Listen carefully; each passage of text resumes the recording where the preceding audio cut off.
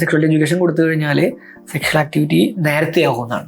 സത്യം പറഞ്ഞാൽ ആക്സിഡന്റിലാണ്, അങ്ങനെ വേണമെങ്കിൽ പറയാം. കാരണം എന്താണെന്ന് വെച്ച് കഴിഞ്ഞാൽ ഒരു ഐഡിയ ഉണ്ട്, നമ്മൾ കേട്ടിട്ടുണ്ട്. ഞാൻ ആദ്യമായിട്ട് കേൾക്കുന്നതിൻ്റെ ഓർമ്മ ശരിയാണെങ്കിൽ കുട്ടികൾ കംഫർട്ടബിൾ ആയിട്ടുള്ള ഒരു പാൻറ് ഇട്ട് കഴിഞ്ഞാൽ അവരുടെ ജെൻഡർ മാറിപ്പോകും. ആളുകൾക്കുള്ള തെറ്റിദ്ധാരണയാണ് ഈ മതപരമായിട്ടുള്ള ഒരു സാധനം. മതവിശ്വാസികളാണെങ്കിൽ സെക്ഷൽ എഡ്യൂക്കേഷൻ പ്രശ്നമാണ്. എന്തിനു വേണ്ടിയാണ് ഞാൻ കൺസെന്റ് കൊടുക്കുന്നത്, എന്തൊക്കെ ചെയ്യാനാണ് കൺസെന്റ് കൊടുക്കുന്നത്, അതിന്റെ കോൺസിക്വൻസും എന്താണെന്ന് എനിക്ക് കൃത്യമായിട്ട് മനസ്സിലായിട്ടുണ്ട്. അത് അയാൾ പറഞ്ഞുകൊണ്ട് ഞാൻ കൊടുക്കില്ല.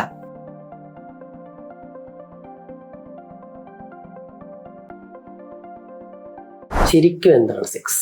ഇതും വളരെ കോംപ്ലക്സ് ആയിട്ടുള്ള ഒരു സാധനമാണ്. ഇത് ഇങ്ങനെ ആയിരിക്കണം എന്നുള്ള സ്റ്റീരിയോ ടൈപ്പുകള് പലപ്പോഴും, ഞാൻ പറഞ്ഞല്ലോ, രണ്ടു വ്യക്തികൾ തമ്മിലുള്ള ഇന്റിമസിയുടെ ഭാഗമായിട്ടും അതല്ലാതെ തന്നെയും പ്ലഷറിന്റെ ഭാഗം മാത്രമായിട്ടോ നമുക്ക് സെക്ഷൽ ആക്ടിവിറ്റി വായിച്ചെടുക്കാം. ഒറ്റ വാക്കി പറഞ്ഞാൽ ഇതൊരു പ്ലഷറബിൾ ആക്ടിവിറ്റിയാണ്. അത് തന്നെയാണ് അതിന്റെ ടൈറ്റിലായിട്ട് കൊടുക്കേണ്ടത്.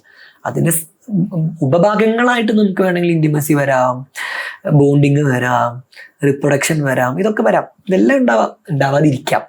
പ്ലഷറിന് വേണ്ടി മാത്രവും തന്നെ ചേർത്ത് പറയാൻ പറ്റുന്ന കാര്യം തോന്നുന്നു, റേപ്പ് അത് സെക്സ് അല്ല, ഹെൽത്തി സെക്സ് അല്ല.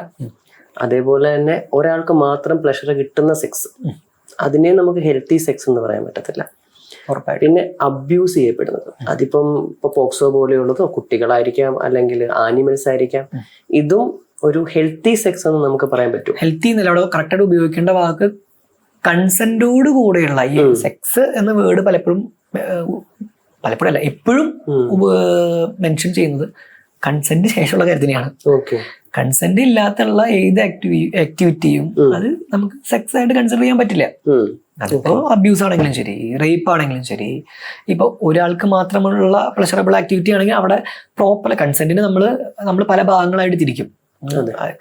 കംപ്ലീറ്റ് ആയിട്ടുള്ള ഇൻഫോംഡ് ആയിട്ടുള്ള ഒരു കൺസെന്റ് ആണ് അവിടെ കിട്ടേണ്ടത്. അവിടെ ഇപ്പൊ ഒരാൾക്ക് മാത്രം പെയിൻഫുൾ ആണ്, മറ്റേ ആൾക്ക് പ്ലഷറബിൾ ആണ്, ഒരാൾക്ക് മാത്രം പ്ലഷറബിൾ ആവുന്നുള്ളൂ. അപ്പൊ അങ്ങനെയാണെങ്കിൽ അവിടെ പ്രോപ്പറായിട്ട് കമ്മ്യൂണിക്കേറ്റ് ചെയ്യപ്പെട്ടിട്ടില്ല. ആ ആക്ടിവിറ്റിയെ പറ്റിയിട്ട് പരസ്പരം കമ്മ്യൂണിക്കേഷൻ നടന്നിട്ടില്ല, അല്ലെങ്കിൽ കമ്മ്യൂണിക്കേഷൻ നടന്നിട്ടും അതിന് കൺസിഡർ ചെയ്യുന്നില്ല. മാനിപ്പുലേറ്റഡ് കൺസെന്റ് എന്ന് പറയുന്ന ഒരു കാര്യമല്ലേ? തീർച്ചയായിട്ടും അവിടെയും ഈ കംപ്ലീറ്റ് കൺസെന്റ്, എന്തിനു വേണ്ടിയാണ് ഞാൻ കൺസെന്റ് കൊടുക്കുന്നത്, എന്തൊക്കെ ചെയ്യാനാണ് കൺസെന്റ് കൊടുക്കുന്നത്, അതിന്റെ കോൺസിക്വൻസും എന്താണെന്ന് എനിക്ക് കൃത്യമായിട്ട് മനസ്സിലായിട്ടുണ്ട്. അത് അയാൾ പറഞ്ഞുകൊണ്ട് ഞാൻ കൊടുക്കില്ല, ഞാൻ എന്തൂസിയാസ്റ്റിക്കലി കൊടുക്കുകയാണ്. എനിക്ക് കൊടുക്കണം എന്നുള്ളത് കൊണ്ടാണ് ഞാൻ കൊടുക്കുന്നത്. എന്ന് മാത്രമല്ല, എനിക്ക് എപ്പോൾ നിർത്തണം എന്ന് തോന്നുന്നു നിർത്താനുള്ള പൂർണ്ണമായ അവകാശവും അധികാരവും എനിക്കുണ്ട്. അതീവനൊരു മാരിറ്റൽ റിലേഷൻഷിപ്പിലാണെങ്കിലും അങ്ങനെ തന്നെയാണ്, ഏത് റിലേഷൻഷിപ്പിലാണെങ്കിലും അങ്ങനെയാണ്. അപ്പോൾ ഈ ഒരു കംപ്ലീറ്റ് പിക്ചർ ഉണ്ടാകുമ്പോൾ മാത്രമാണ് നമുക്കതിനെ പ്രോപ്പർ കൺസെന്റ് എന്ന് പറയാൻ പറ്റുള്ളൂ. ഈ പറഞ്ഞ ഇപ്പൊ മൃഗങ്ങളായിട്ടുള്ള ആക്ടിവിറ്റി ആണെങ്കിൽ ശരി, മൃഗത്തിന് കൺസെന്റ് കൊടുക്കാനുള്ള ശേഷിയില്ല. അവിടെ ആ ചോദ്യം വരുന്നില്ല, ഇത് സെക്ഷൽ ആക്ടിവിറ്റി ആണോ? അല്ല, ഇത് സെക്ഷൽ ആക്ടിവിറ്റി അല്ല. കുട്ടികൾക്ക് കൺസെന്റ് കൊടുക്കാനുള്ള കപ്പാസിറ്റി ഇല്ല. കാരണം അവർക്ക് ഒരു 18 വയസ്സാകുന്നവരെ കൃത്യമായിട്ടുള്ള, ലീഗലി പറഞ്ഞു കഴിഞ്ഞാലും ബയോളജിക്കലി പറഞ്ഞാലും ആ ഒരു രീതിയിൽ ചിന്തിച്ച് ഒരു കാര്യത്തിന്റെ കോൺസിക്വൻസ് പൂർണ്ണമായി മനസ്സിലാക്കി പെരുമാറാനുള്ള ഒരു കപ്പാസിറ്റി ആയിട്ടില്ല. ലീഗലി നമുക്കതിന് 18 വയസ്സാണ് ഇന്ത്യയിലായിട്ട് പറ്റും. ജനറൽ ലോകം മുഴുവൻ എടുത്ത് നോക്കിക്കഴിഞ്ഞാലും 18 ± ആയിട്ടാണ് ഈ ആക്ടിവിറ്റി എല്ലാം കൊടുത്തിട്ടുള്ളത്. ലീഗൽ ഏജ് ഓഫ് കൺസെന്റ് എന്ന് പറയുന്നത്. ഇതിനോട് ചേർത്ത് ഒരു ക്വസ്റ്റ്യനോട് ചോദിച്ചോട്ടെ, ഈ ഏത് ഏജിലാണ് ശരിക്കും ഒരു ഹെൽത്തി ആയിട്ട് ഒരാൾക്ക് ആക്ച്വൽ സെക്സ് എഡ്യൂക്കേഷൻ എന്ന് പറയുന്ന പാർട്ട് അങ്ങോട്ട് മാറ്റി നിർത്തി കഴിഞ്ഞാൽ എക്സ്പീരിയൻസ് ചെയ്യാൻ പറ്റുന്ന ഒരു ഏജ് ഏതാണ്? ഹെൽത്തി ഏജ് എന്താണ് സെക്സ്? അതെ, അവിടെയാണ് ഞാൻ പറഞ്ഞല്ലോ, ഏത് തരത്തിലുള്ള പ്ലഷറബിൾ ആക്ടിവിറ്റി, രണ്ട് വ്യക്തികൾ തമ്മിലുള്ള pleasurable activity in broad sense അങ്ങനെ തന്നെ വിളിക്കണം. അതല്ലെങ്കിൽ ഇത് വളരെ നേരോ മൈൻഡഡ് ആയി പോകും. ഇത് ഒരു പെനസും വജനയും നമ്മളെ ആക്ടിവിറ്റി മാത്രമായി പോകും. അവിടെയാണ് മറ്റ് സെക്ഷൽ ഓറിയന്റേഷൻ ഉള്ളവരെ എക്സ്ക്ലൂഡഡ് ആവുന്നത്. അതോ പീനോ ആനൽ ആക്ടിവിറ്റികളാണെങ്കിലും ശരി, അതെല്ലാം പരസ്പരം മ്യൂച്വൽ മാസ്റ്റർബേഷൻ ആണെങ്കിലും ശരി, ലെസ്ബിയൻ സെക്ഷൽ ഇന്ററാക്ഷൻസ് ആണെങ്കിലും ശരി, അത്തരത്തിലുള്ള എല്ലാ സാധനം ആക്ടിവിറ്റി എക്സ്ക്ലൂഡഡ് ആവും. ഇപ്പൊ അസെക്ഷൽ ആയിട്ടുള്ള രണ്ടുപേര് തമ്മിലുള്ള സെക്ഷൽ ആക്ടിവിറ്റി അപ്പൊ എങ്ങനെയാണ് നമ്മൾ വിളിക്കുക? അവിടെ പലപ്പോഴും ഈ പറഞ്ഞ ഇന്റർകോഴ്സുകളൊന്നും ഉണ്ടായിക്കൊള്ള നിർബന്ധമില്ല. അപ്പൊ അത് തന്നെ, അപ്പൊ ഇത്തരത്തിലുള്ള ഡൈമെൻഷൻസ് നമ്മൾ ഭയങ്കര നേരോ മൈൻഡഡ് ആയിട്ട് കാണും. സെക്ഷൽ ആക്ടിവിറ്റി എന്നുള്ളത് ഭയങ്കര ബ്രോഡാണ്, ഭയങ്കര ബ്രോഡ്. ലീഗലി ഇതിന് 2 വശങ്ങളുണ്ട്. ലീഗലിയും എനിക്ക് പറയേണ്ടി വരും, നോർമൽ ഡെവലപ്മെന്റിന്റെ ഭാഗമായിട്ട് എനിക്ക് പറയേണ്ടി വരും. എന്താണ് സെക്സ് എന്ന് ഞാൻ ഡിഫൈൻ ചെയ്തു എന്റെ ഒപ്പീനിയനിൽ. ലീഗലി പറഞ്ഞു കഴിഞ്ഞാൽ ഇന്ത്യയിൽ സെക്ഷൽ ആക്ടിവിറ്റി 18 വയസ്സ് കഴിഞ്ഞതിന് ശേഷമാണ് നമുക്ക് കൺസെന്റ് കൊടുക്കാനായിട്ട് നിലവിൽ സാഹചര്യമുള്ളൂ. അതല്ലാത്തുള്ള ഏത് സെക്ഷൽ ആക്ടിവിറ്റിയും അത് കുട്ടികളുടെ പ്രൊട്ടക്ഷന്റെ ഭാഗമായിട്ടാണ് സിസ്റ്റം സെറ്റ് ചെയ്തെങ്കിലും സത്യം പറഞ്ഞാൽ കുട്ടികളെ സംബന്ധിച്ച് അവരുടെ നോർമൽ ഡെവലപ്മെന്റിന്റെ ഭാഗമായിട്ടുള്ള പിയർ ഗ്രൂപ്പുമായിട്ടുള്ള, അതായത് നമ്മുടെ ചുറ്റും നമ്മുടെ അതേ ഏജ് ഗ്രൂപ്പോ അല്ലെങ്കിൽ 2-3 വയസ്സ് മുകളിലോ താഴെയുള്ള ആളുകളായിട്ടുള്ള സെക്ഷൽ ആക്ടിവിറ്റി പലപ്പോഴും നോർമൽ സെക്ഷൽ ആക്ടിവിറ്റി പലപ്പോഴും പണിഷ് ചെയ്യപ്പെടുന്നു. അതെ, ഇതും ഭയങ്കര നോർമലാണ്. നമ്മുടെ ബോഡിയും എക്സ്പ്ലോർ ചെയ്യുന്നതിന്റെ ഭാഗമായി വളരെ ഗ്രാജുവലി തന്നെ സെക്ഷൽ ആക്ടിവിറ്റിയിലേക്ക്, അത് പ്രത്യേകിച്ച് ഒരു ഇൻസ്ട്രക്ഷൻ കിട്ടിയില്ലെങ്കിൽ പോലും നമ്മൾ സ്വയം എക്സ്പ്ലോർ ചെയ്യാൻ ഉള്ളൊരു ടെൻഡൻസി ഉണ്ട്. ആ ടെൻഡൻസി പലപ്പോഴും ലീഗലി റെസ്ട്രിക്ട് ചെയ്യുന്നുണ്ട്. അപ്പൊ ഇത് പലപ്പോഴും കുട്ടികളെ നിയമപ്രശ്നത്തിലേക്ക് നയിക്കും. കുട്ടികൾക്ക് അവർ തമ്മിൽ കൺസെന്റഡ് ആയിട്ടുള്ള ആക്ടിവിറ്റി ആണെങ്കിലും 18 വയസ്സിന് താഴെ കൺസെന്റ് കൊടുക്കാനുള്ള ലീഗൽ പ്രൊവിഷൻസ് ഇല്ലാത്തത് കൊണ്ട് തന്നെ കുട്ടികൾ ചിലപ്പം ഇതിൽ പാരന്റ്സോ മാതാപിതാക്കളോ ടീച്ചേഴ്സോ ഒക്കെ ഇൻവോൾവ് ചെയ്യുന്നതിന്റെ ഭാഗമായിട്ടും പോക്സോ നടപടികളിലേക്ക് പോകുന്നുണ്ട്. നമുക്ക് ലാക്ക് ചെയ്യുന്നതും റോമിയോ ആൻഡ് ജൂലിയറ്റ് നിയമങ്ങൾ എന്നൊക്കെ പലപ്പോഴും പറയുന്ന ഒരു കൂട്ടം നിയമങ്ങളുണ്ട്. അതായത് പിയർ ഗ്രൂപ്പിലുള്ള അഡോളസെന്റ് ഏജ് ഗ്രൂപ്പ്, അതായത് 13 വയസ്സിന് 18 വയസ്സിന് മുകളിലുള്ള അഡോളസെന്റ് ഏജ് ഗ്രൂപ്പിൽ എത്തിയിട്ടുള്ള ആളുകൾ അവരുടെ തൊട്ട് അപ്പുറത്തോ ഇപ്പുറത്തോ ഉള്ള 2 വയസ്സിന് അപ്പുറത്തോ ഇപ്പുറത്തോ ഉള്ള ആളുകൾ തമ്മിലുള്ള ആക്ടിവിറ്റിയെ അവരുടെ കൺസെന്റോട് കൂടെയുള്ള ആക്ടിവിറ്റി ആണെന്നുണ്ടെങ്കിൽ ക്രിമിനലൈസ് ചെയ്യാതിരിക്കുക എന്നുള്ളൊരു പ്രൊവിഷൻ കൂടെ നമ്മുടെ നിലവിലുള്ള പോക്സോ നിയമത്തിൽ കൊണ്ടുവരേണ്ടതായിട്ടുള്ള ഒരു സാഹചര്യം ഉണ്ട്. അല്ലാത്ത പക്ഷം സ്കൂൾ കുട്ടികൾ, പ്രത്യേകിച്ച് ഈ ഇടയിൽ കിടക്കുന്ന ആളുകൾ 17-18 വയസ്സുള്ള +2 ഫസ്റ്റ് ഇയർ ഡിഗ്രി ഈ ഏജ് ഗ്രൂപ്പിൽ വരുന്ന ആളുകൾ തമ്മിലുള്ള സെക്ഷൽ ആക്ടിവിറ്റി ഒരാൾ 17 ഒരാൾ 18-കാരൻ പോക്സോ കുറ്റം ചെയ്തു എന്നുള്ള ഈ അടുത്ത് തന്നെ ഇപ്പൊ കോർട്ട് പോലെയുള്ള മൂവികളിൽ ഇതേ സാധനം ചർച്ച ചെയ്യപ്പെടുന്നതായിട്ട് കണ്ടു. ഈ ഒരു പ്രൊവിഷൻ പലപ്പോഴും സ്ട്രിക്റ്റ് ആയിട്ട് കോടതികൾ പറയുന്നുണ്ട്. ഇതാണെങ്കിലും നമുക്ക് കേരള ഹൈക്കോർട്ടാണെങ്കിലും ശരി, മദ്രാസ് ഹൈക്കോർട്ടാണെങ്കിലും ശരി, പലതവണ പറഞ്ഞിട്ടുണ്ട് ഈ നിയമം ഉണ്ടാക്കി വെച്ചാൽ കുട്ടികളെ പണിഷ് ചെയ്യാൻ വേണ്ടിയിട്ടല്ല, കുട്ടികളെ പ്രൊട്ടക്ട് ചെയ്യാൻ വേണ്ടിയിട്ടുള്ളതാണ്. അത് നമ്മൾ ആ രീതിയിലേക്ക് കൊണ്ടുപോകരുത്. അതായത് നിയമ നടപടികളിലേക്ക് വരുമ്പോൾ പോക്സോ കോർട്ടുകളാണെങ്കിലും പലപ്പോഴും ഇത് വളരെ കുട്ടികളോട് അനുകമ്പാപൂർവമായിട്ട് പെരുമാറുന്നുണ്ട്. ഈ കൺസെന്റ് ആക്ടിവിറ്റി ആണ്, വേറെ നിയമ പ്രശ്നങ്ങളില്ല, റേപ്പ് പോലെയുള്ള ആക്ടിവിറ്റി അല്ല. അല്ലെങ്കിൽ ഇന്ത്യയിലേക്ക് വരുമ്പോൾ ജാതിയുടെ പേരിലോ അല്ലെങ്കിൽ സമ്പത്തിന്റെ പേരിലോ ഒക്കെയുള്ള ഒരു ഫോഴ്സ്ഡ് ആയിട്ടുള്ള മാനിപ്പുലേറ്റഡ് കൺസെന്റ് അല്ല എന്നത് കൺഫേം ചെയ്തതിനു ശേഷം പലപ്പോഴും കോർട്ടുകൾ അനുകമ്പാപൂർവ്വം ഇതിനോട് നടപടി എടുക്കുന്നുമുണ്ട്. പക്ഷെ പാർലമെന്ററി നിയമത്തിൽ, പോക്സോ നിയമത്തിൽ ഈ ഒരു പ്രൊവിഷന്റെ ഇല്ലാത്തതിന്റെ പ്രശ്നങ്ങൾ ഇന്നുണ്ട്, ഉറപ്പായിട്ടുണ്ട്. അല്ലെങ്കിൽ ഏറ്റവും കുറഞ്ഞ പക്ഷേ കുട്ടികളെ എഡ്യൂക്കേറ്റ് ചെയ്യണം. നിങ്ങൾ 18 വയസ്സിന് മുമ്പ് ഇത്തരത്തിലുള്ള ആക്ടിവിറ്റികൾ ചെയ്തു കഴിഞ്ഞാൽ നമ്മുടെ രാജ്യത്തിന് കൃത്യമായിട്ടുള്ള നിയമങ്ങൾ ഇല്ലാത്തതുകൊണ്ട് നിങ്ങൾ ഇതിൽ കൊടുക്കാൻ സാധ്യതയുണ്ട്. എന്തെങ്കിലും കൃത്യമായിട്ട് അവർക്ക് എഡ്യൂക്കേറ്റ് ചെയ്തെങ്കിലും കൊടുക്കണം. അതും നടക്കുന്നില്ല എന്നുള്ളൊരു ഈ ഇപ്പം നമ്മള് സെക്സിനെ പറ്റി സംസാരിച്ചതിനോടൊപ്പം തന്നെ പറയാൻ പറ്റുന്ന മറ്റൊരു കാര്യമാണ് സെക്സ് എഡ്യൂക്കേഷൻ. ഈ സെക്സ് എന്താണെന്ന് നമ്മൾ ഡിഫൈൻ ചെയ്തു. എന്തുകൊണ്ടാണ് സെക്സ് എഡ്യൂക്കേഷൻ കേരള ഫൗണ്ട് ചെയ്യാൻ, അതിന്റെ ഫൗണ്ടർ ആണല്ലോ, എന്തുകൊണ്ടാണ് അങ്ങനെ ഒരു സ്റ്റാർട്ട് വേണം എന്ന് തോന്നാൻ കാര്യം എന്താ? ഇത് സത്യം പറഞ്ഞാൽ ആക്സിഡന്റിലാണ്, അങ്ങനെ വേണമെങ്കിൽ പറയാം. കാരണം എന്താണെന്ന് വെച്ച് കഴിഞ്ഞാൽ ഒരു ഐഡിയ ഉണ്ട്, നമ്മൾ കേട്ടിട്ടുണ്ട്. ഞാൻ ആദ്യമായിട്ട് കേൾക്കുന്നതിൻ്റെ ഓർമ്മ ശരിയാണെങ്കിൽ ഞാൻ +1 +2 മറ്റു പഠിക്കുമ്പോഴാണ് ഈ നിർഭയ ഇൻസിഡന്റ് ഉണ്ടാകുന്നത്. സമയത്താണ് എൻ്റെ അതേ പ്രായമുള്ള ഒരാള്, ഞാൻ അതിന്റെ FIR റിപ്പോർട്ടിന്റെ ഭാഗമായിട്ട് എഴുതിയിട്ടുള്ള ന്യൂസ് ആർട്ടിക്കിൾസ് ഒക്കെ അന്ന് വായിച്ചിട്ടുണ്ടായിരുന്നു. എനിക്ക് തന്നെ എങ്ങനെയാണ് ഇതൊക്കെ ചെയ്യാൻ പറ്റണേ എന്ന് ആ സമയത്ത് എനിക്ക് തോന്നലുണ്ടാക്കണം. അത് എൻ്റെ പ്രായത്തിലുള്ള ഒരാൾ ഉൾപ്പെടെ ഇതെങ്ങനെയാണ് ഇത് ചെയ്തിട്ടുള്ളത്, ജോലിയിലായിട്ടുള്ള ആൾക്കാർ ഉൾപ്പെടെ എങ്ങനെയാണ് ഇത് ചെയ്യുന്നത് എന്ന് സ്ട്രക്ക് ചെയ്തിട്ടുണ്ടായിരുന്നു അന്ന് മൈൻഡിൽ. അപ്പോഴാണ് ഈ ചാനൽ ചർച്ചകളുടെ ഭാഗമായിട്ട് ഇങ്ങനെ ഒരു വാക്ക് കിട്ടുന്നത്. ഈ സെക്സ് എഡ്യൂക്കേഷൻ സാധനമുണ്ട് നമ്മുടെ നാട്ടിൽ ഇംപ്ലിമെന്റ് ചെയ്ത് കഴിഞ്ഞാൽ പലപ്പോഴും ഈ ജെൻഡർ ബേസ്ഡ് ആയിട്ടുള്ള വയലൻസുകൾ കുറയ്ക്കുന്നതിലൊക്കെ നല്ലതായിരിക്കും. അതിനപ്പുറത്തേക്കുള്ള ഒരു ധാരണ എനിക്കില്ല. കിടപ്പുള്ള മൈൻഡിൽ MBBS ഒക്കെ പഠിച്ചു കഴിഞ്ഞപ്പോഴാണ് ഞാൻ എൻ്റെ ധാരണയെ ഞാൻ മനസ്സിലാക്കി വെച്ചിട്ടുണ്ടെന്ന് ഇതെന്തോ ഹെൽത്തുമായി ബന്ധപ്പെട്ട് എടുക്കുന്ന സാധനമാണ്, ഇതിൽ ഡോക്ടർ എന്ന നിലയ്ക്ക് എനിക്ക് എന്തൊക്കെ ചെയ്യാനുണ്ട് എന്നൊരു ധാരണയോ തെറ്റിദ്ധാരണയുടെ പുറത്താണ് എനിക്ക് ഇതിനെ പറ്റി ഒന്ന് നോക്കിയേക്കാം, ഇങ്ങനെ ഒരു മൈൻഡിൽ സാധനം കിടക്കണമുണ്ട്. അപ്പൊ ഈ ഏരിയയിലൊന്ന് റിസർച്ച് ചെയ്ത് നോക്കി നോക്കാം, എന്താ സംഭവം ഒന്നും പഠിക്കാം എന്ന രീതിയിൽ നോക്കുമ്പോഴാണ് പ്രോപ്പറായിട്ടുള്ള ഗൈഡ് ലൈൻ ഓൾറെഡി UNESCO പുറത്തിറക്കിയിട്ടുണ്ട്. International technical guide lines for comprehensive sexuality education, ITGC CICC എന്ന് പറഞ്ഞ രീതിയിൽ ഒരു ഗൈഡ് ലൈൻ പുറത്തിറക്കിയിട്ടുണ്ട്. പണ്ട് കാലത്തൊക്കെ നമ്മൾ വേഗമായിട്ട് പറഞ്ഞുകൊണ്ടിരുന്ന സെക്സ് എഡ്യൂക്കേഷൻ അല്ല ഇപ്പോൾ ഉള്ളത്, അല്ലെങ്കിൽ ഇപ്പോൾ UN സജസ്റ്റ് ചെയ്യുന്നത്. അതായത് കോംപ്രഹെൻസീവ് സെക്ഷ്വാലിറ്റി എഡ്യൂക്കേഷനാണ്. സെക്സിനെ കുറിച്ച് പറയുന്ന ഒരു സംഗതിയേ അല്ല ഇത്. സെക്ഷുവാലിറ്റിയെ പൂർണ്ണമായി അഡ്രസ്സ് ചെയ്യുന്ന, അതിന്റെ പല പല ഡയമെൻഷൻസ് അഡ്രസ്സ് ചെയ്യുന്ന എന്ന് പറഞ്ഞു കഴിഞ്ഞാൽ ഇവിടെ വയലൻസ് പ്രിവെൻഷൻ വരുന്നുണ്ട്, എങ്ങനെയാണ് നമ്മൾ സേഫ് ആയിട്ട് ഇരിക്കേണ്ടതെന്ന് വരുന്നുണ്ട്, സോഷ്യൽ മീഡിയ ബുള്ളിങ് വരുന്നുണ്ട്, എങ്ങനെയാണ് ഒരു കൺസെന്റ് കൊടുക്കേണ്ടതെന്ന് വരുന്നുണ്ട്, എങ്ങനെയാണ് പാരന്റിങ്ങിൽ ഇൻവോൾവ് ചെയ്യേണ്ടതെന്ന് വരുന്നുണ്ട്, എങ്ങനെയാണ് ഡിസിഷൻസ് എടുക്കേണ്ടതെന്ന് വരുന്നുണ്ട്, മാനസികാരോഗ്യം വരുന്നുണ്ട്, എങ്ങനെയാണ് അസർട്ടീവായിട്ട് ബന്ധങ്ങളിൽ പെരുമാറേണ്ടത്, എങ്ങനെയാണ് ബന്ധങ്ങൾ ഹാൻഡിൽ ചെയ്യേണ്ടതെന്ന് വരുന്നുണ്ട്, എങ്ങനെ റിലേഷൻഷിപ്പ് ഹാൻഡിൽ ചെയ്യണം ആരും പഠിപ്പിക്കുന്നില്ലല്ലോ. അത് അത്രയും കോംപ്ലക്സ് ആയിട്ട് റിലേഷൻഷിപ്പ് ഇൻവോൾവ് ചെയ്യുന്നുണ്ട്. അത് മാത്രം ഇവിടെ ഇതിന്റെ വളരെ ചെറിയൊരു ഭാഗം മാത്രം ആളുകൾ കാണുന്നത്. ഇപ്പൊ എന്താണ് സെക്ഷൽ അനാട്ടമി, അതെന്നെ കൃത്യമായിട്ട് നമ്മുടെ സ്കൂളുകളിൽ ഇപ്പോഴും ലിമിറ്റഡ് ആണെന്ന് ഞാൻ പറയും. അനാട്ടമി ആണെങ്കിലും ഫിസിയോളജി ആണെങ്കിലും പഠിപ്പിക്കുന്ന ഘടനയും പ്രവർത്തനങ്ങളും പഠിപ്പിക്കുന്നത് വളരെ ലിമിറ്റഡാണ്. അതുപോലെ കുറച്ച് കോൺട്രാസെപ്ഷനും എങ്ങനെ കുട്ടികൾ ഉണ്ടാവാതിരിക്കാം, അത് രാജ്യത്തിന്റെ ഇൻട്രസ്റ്റ് ആയതുകൊണ്ട് കുട്ടികളെ കുറയ്ക്കുക എന്നുള്ളത് അതും, പിന്നെ ഇൻഫെക്ഷൻ തടയുക അതും രാജ്യത്തിന്റെ പൊതു ഇൻട്രസ്റ്റ് ആയതുകൊണ്ട് അതും.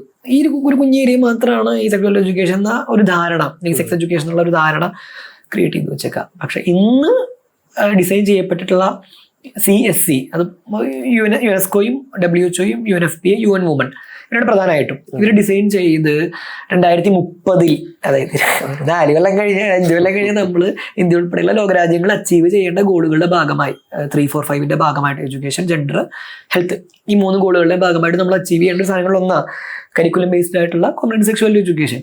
ഇന്ത്യ ഇവിടെ എത്തി അല്ലെങ്കിൽ എന്നുള്ളത്, കേരളം ഇവിടെ എത്തി എന്നുള്ളത് വലിയ ചോദ്യമാണ്. അപ്പൊ ആ ഒരു സാധനം നമ്മൾ ഗോൾ സെറ്റ് ചെയ്തിട്ടുണ്ട്, ഇന്ത്യ ഉൾപ്പെടെ അംഗീകരിച്ചിട്ടുണ്ട്, നമ്മളതൊക്കെ ചെയ്യും എന്നൊക്കെ പറഞ്ഞിട്ടുണ്ട്, നമ്മളത് എവിടെ എത്തിയിട്ടില്ല. അപ്പോഴാണ് ഞാനിത് തിരിച്ചറിയുന്നത്, ഓ ഇങ്ങനൊരു സാധനമൊക്കെ ഉണ്ടല്ലേ. ഞാൻ പറഞ്ഞുകൊണ്ടിരുന്ന ഒരു കാലഘട്ടത്തിലല്ല ഇപ്പൊ ഉള്ളത്. ഗൈഡ് ലൈൻ ഉണ്ട്, ഇങ്ങനെയാണ് ചെയ്യേണ്ടത്, ഇന്ന കാര്യങ്ങൾ അതിൽ പഠിപ്പിക്കേണ്ടത്, ഇന്ന ഘടനകൾ വേണം.